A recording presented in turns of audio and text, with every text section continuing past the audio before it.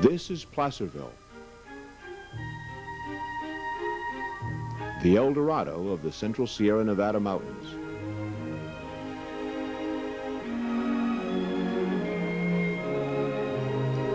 Placerville is directly over an ancient stream bed, which contained much of the gold deposits that attracted the early miners.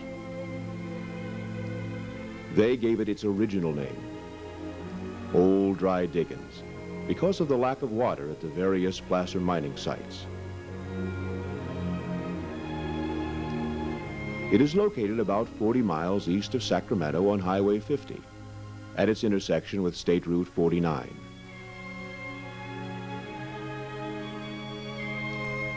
After huge placer gold deposits were found within the town area, it became known as Placerville.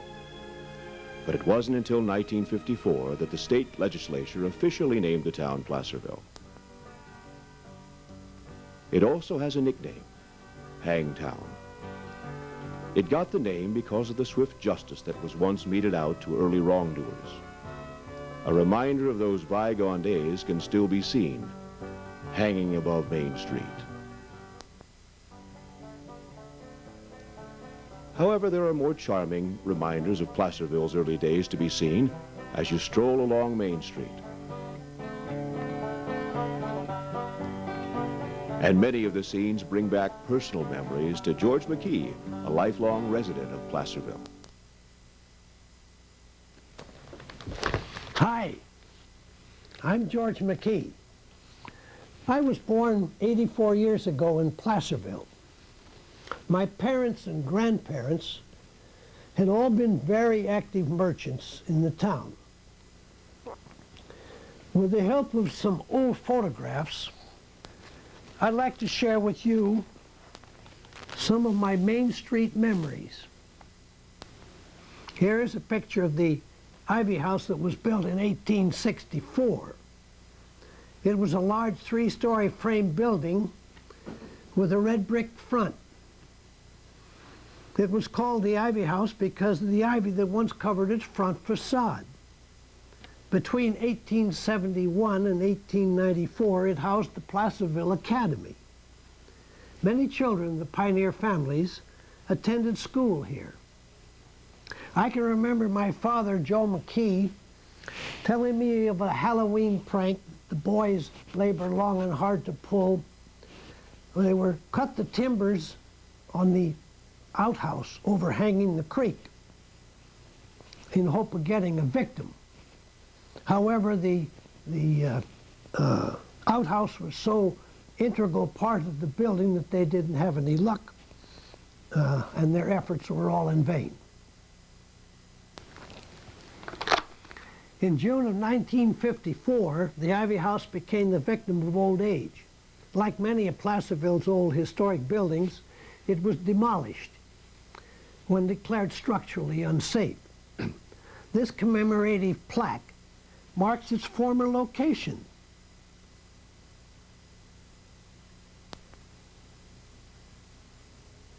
This building, 549 Main Street, originally housed the Purity Grocery Store. Do you remember the grocery prices in the early 50s? In 1956, the grocery store closed and the building was converted to the use of the county library. In 1981, the library moved its present location in the new government center on Ray Lawyer Drive. The building has since been the home of the town hall. I can remember WPA workers constructing this building in 1939 and 40 for the U.S. Post Office. It was a modern building designed to meet the needs of the post office, as the former buildings at Main and Center and later Coloma Street became too small. Many buildings built by WPA were identified with large wall murals. Although it's currently the office of the district attorney, it still has a wall mural painted by a WPA artist. Here are some pictures of the county courthouse, which has been at this location since 1859. The old courthouse had a full-length, two-story porch and a bell on its rooftop. I was only a 2-year-old when the building was severely damaged in the fire of 1910. The present courthouse was built in 1912 and restored to its present condition in 1968. Its architectural style is said to be modeled after the Boston Library. The two buildings next door have been combined and presently house the City Hall. City offices have occupied Confidence Hall since 1878. Both buildings were damaged during the courthouse fire of 1910 and were rebuilt into the present buildings. I was told I was taken to a dance upstairs in Confidence Hall when I was a babe, shortly after it was rebuilt following the fire of 1910. The county library was in this upstairs room when I was in grammar school. The building nearest the courthouse was originally built in 1861 by Jane Johnson, also known as Jane Shores. She is said to have crossed the plains alone, driving a herd of horses, which she later sold to get money to construct the building. The adjacent building was built in 1860 by Confidence Engine Company No. 1, originally named the Mountaineer Company. But when a new engine was purchased in Sacramento bearing the name Confidence, it was so deeply engraved that it could not be removed, and they changed the name. If you like to dance, you always went to the IOOF Hall. It was built in 1911, and its second-story ballroom had and still has the finest spring floor on the Mother Lode. It's believed to be one of only 7 floors in the United States. The ground floor used to have a big roller rink. All the fun we used to have there. But it ended when Limp Pencils converted the rink into a grocery store. My father, Joe McKee, and his first cousin, Dan Carr, purchased the hardware store in 1906. It was established in 1853 and has the honor of being the oldest retail hardware store in continuous operation west of the Rockies.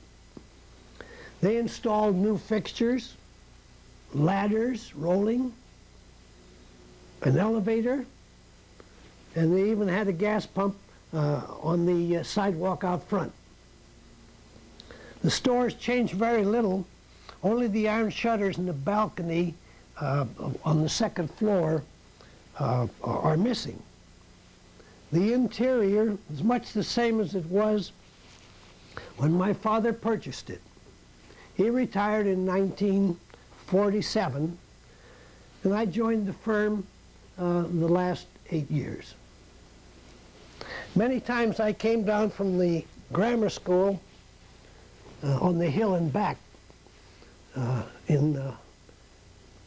across the tracks, across the creek, and into the back of the store in the hopes of finding something like money in the nail bins in front of the cash counter. I had some luck sometimes. Maybe you too could have some, because the bins are still there. I remember a customer by the name of Rut Nelson, who was somewhat of a town character. He would come into the store nearly every Saturday night and ask Joe if he could go back in the bins where the cowbells were stocked in the back room. We'd hear him testing some of the sounds. Later on he'd come out, maybe he'd have 1 or 2, 4 bells, pay cash, take off. We couldn't figure out what he was doing with all the bells, even though he had friends in the cattle business. And then one day, Rube's heater stove burned out. We sold him a replacement, and my brother delivered it, and Rube helped him set it up. Now we had the solution to the use of the bells. The walls and the ceiling of Rube's cabin were strung on bells strung on wires, strings, and ropes. And Rube could actually lie in his bunk, and they were so arranged that he could play a symphony. Frank Gerbotti built the Fairchild Building in 1904. It housed the drugstore, Fairchild Drugstore, and the Pinio Candy Kitchen on the first floor, and there were offices upstairs. I remember having my first banana split in the Pinio Candy Kitchen. I also remember eating ice cream at Henry Marx's ice cream parlor on the ground floor of the Masonic Hall before it became Max Jumbo in the 1920s. Don Goodrich's sportsman shop and harness shop occupied the western portion of the lower floor. The Masonic Hall was built in 1893 by S.G. Beach. He used 85,000 bricks imported from Sacramento in the construction. Offices and lodge rooms were on the second and third floors. We kids were fascinated with the telephone company operators working the big switchboard. It was located just behind the plate glass window, or the huge floor window, in the west third of the Shelley Inch building. We could see everything the operators did, but we never could understand or knew where they put each of the lines that they pulled out. I remember the east portion of the building being continuously owned and operated as the Placerville News Company, owned by Shelley Inch, Oscar Reig, Chris Bain, George Duffy's mother, and George Duffy.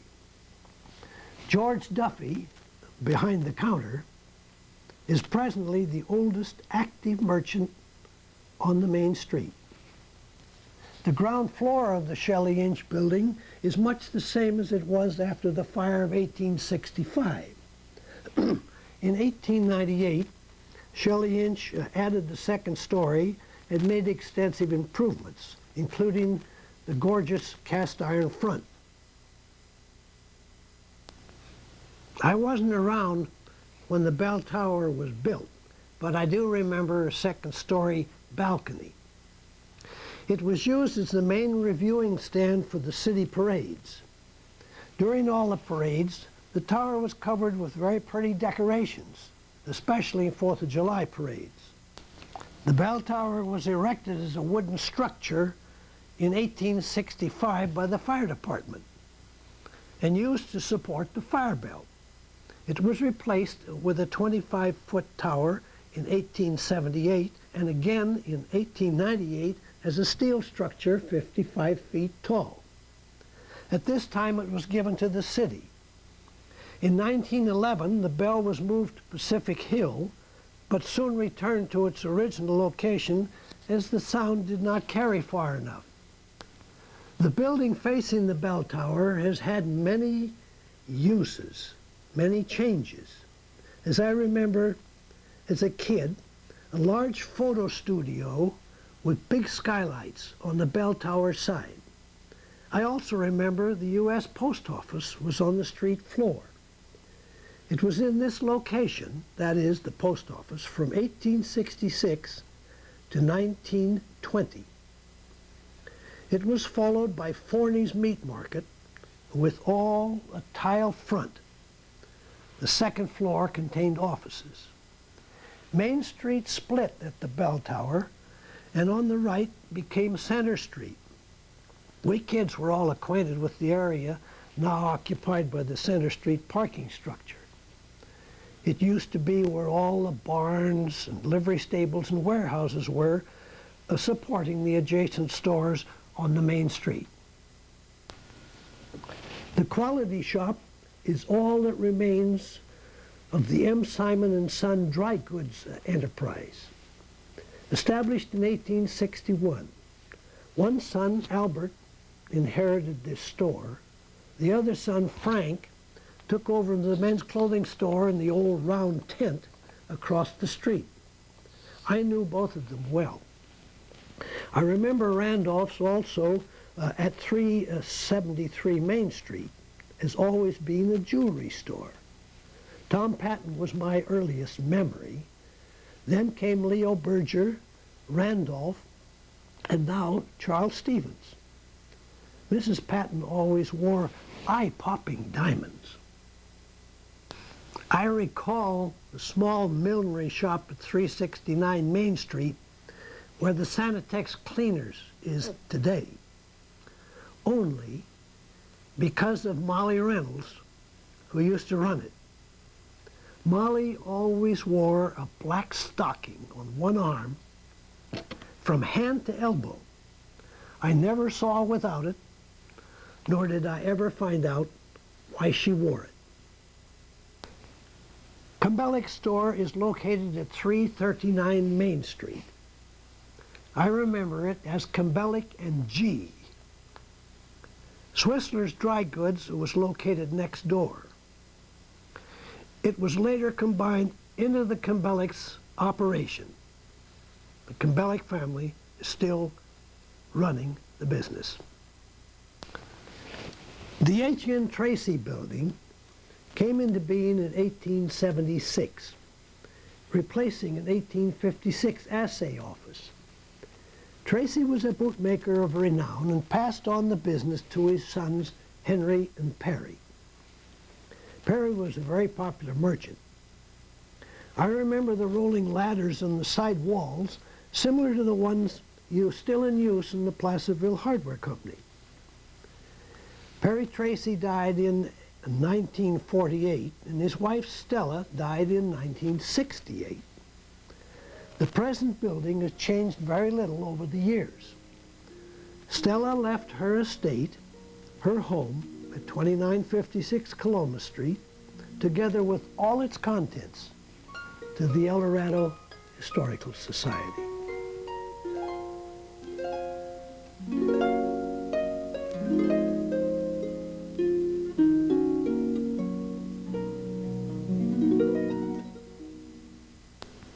As a boy, I believe the most exciting store in town was O'Donnell's at 319 Main Street. A big mezzanine floor was filled with games, sporting goods, toys. No wonder we kids liked it, especially at Christmas. The main floor was divided into cigar, candy, books, and office supplies. In 1901, J.C. O'Donnell rebuilt the old structure into the present building that you see today. A.H. Murray later succeeded O'Donnell. Placerville had many interesting characters, but to us kids in our early teens, Bang Bang was different. He was looked upon as one of the main fixtures of the town. Bang Bang was a Chinese coolie who spent his days shuffling up and down Main Street in his sandals, drab cotton clothes, and a braided queue. He speared snipes wherever he found them. Bang Bang had the best station in town, right in front of O'Donnell's cigar stand. I remember Richard's Grocery, and when the post office and later the P&M Market was in this two-story red brick building. The Sigwart family used to live upstairs. The street floor is now Sarah's Cafe. It is one of the few remaining sculptured tin ceilings. The building was built by Bruce Herrick in 1854. He made all the bricks used in its construction. Long before my days, there was a giant oak tree near the eastern boundary of his hay yard. It became well known as the Hangman's Tree. Historian John Wilson has said that perhaps 5 men were hung from this tree during the vigilante times in the 1849s. Robbery was of a person's gold was the cause of the punishment. Bruce Herrick was accused of cutting it down to make more room for his construction projects, which upset many of the town people. The Hangman's Tree Saloon next door commemorates the site. Farther downstreet, Tom Alderson's tin and plumbing shop was located where the Casa Grande restaurant is today. When I was a boy, an alley ran along the west side of the shop, led to the barns in the back along Hangtown Creek. Alex Forney, who had a butcher shop next door on the main street, used the alley to start his meat deliveries. He kept his horse and delivery wagon in the back. The Hicks family all worked for Forney and were considered the best butchers in the business.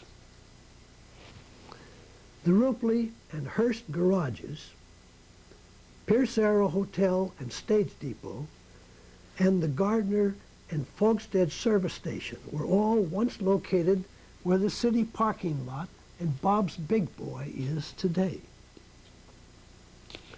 Al Richardson had a Pierce Arrow stage line between Sacramento and Lake Tahoe. He also operated Camp Richardson at Lake Tahoe. The wrought iron cutouts now decorating the freeway face of the parking structure came from the roof of Fogstead service station.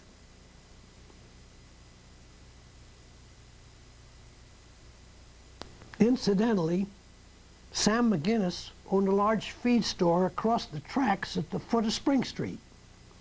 I remember standing in our yard gate waiting for Peanut Sam, as we kids called him, because he would hand out peanuts to all of us as he went back and forth to work. His home on Coloma Street was the one Stella Tracy gave to the Historical Society. I recall watching the activities within the famous Morey Foundry. It used to be where the Shell service station is today and operated during the 1870 to 1920 period. Morey made ore cars, wheels, hydraulic pipe, riffles, and so forth for the mines and other industries. This area, which had been a quartz and grist mill in 1856, remained the manufacturing center of Placerville. Here's a picture of the OKeefe Toll House, presently occupied by a real estate company. Michael O'Keefe owned the toll road from El Dorado to Placerville when the Comstock Lode opened in Virginia City, Nevada.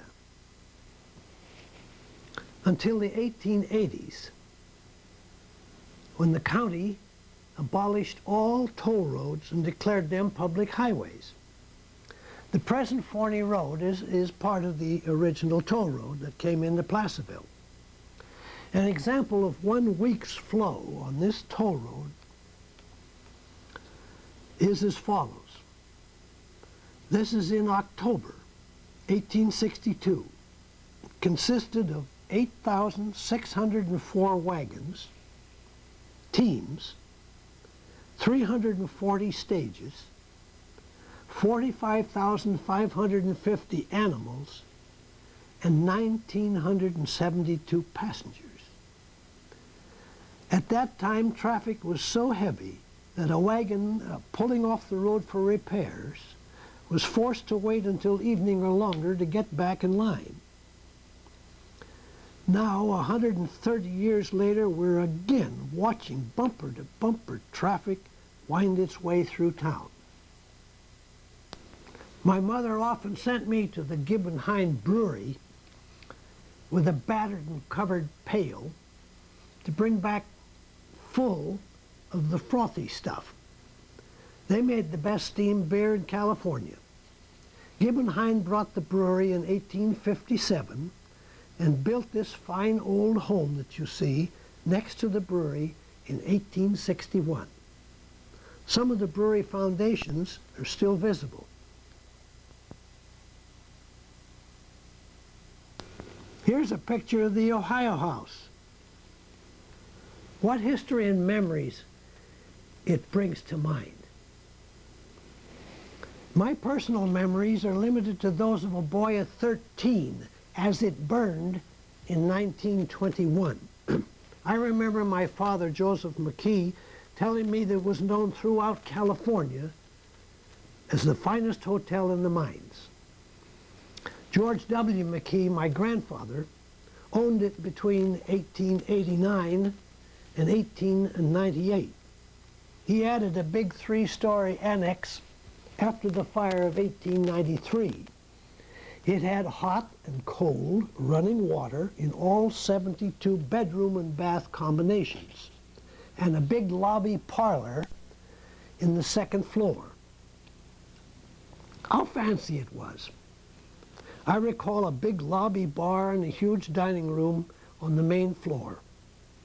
Many tasty meals were served to the members of different organizations in the fine dining room. In later years, my father told me of the big fancy dances and how the men and women arrived in the hotel in horse-drawn carriages and dressed in their very best. My father also told me how he used to set me as a baby on the bar to suck a cube of sugar tied in a handkerchief and dipped in toddy. The Ohio House was located on the southwest corner of Main and Sacramento Streets. It occupied most of the block where Walt's Restaurant is today, formerly Denny's Restaurant. I remember this building being the home of the Quigley Grocery.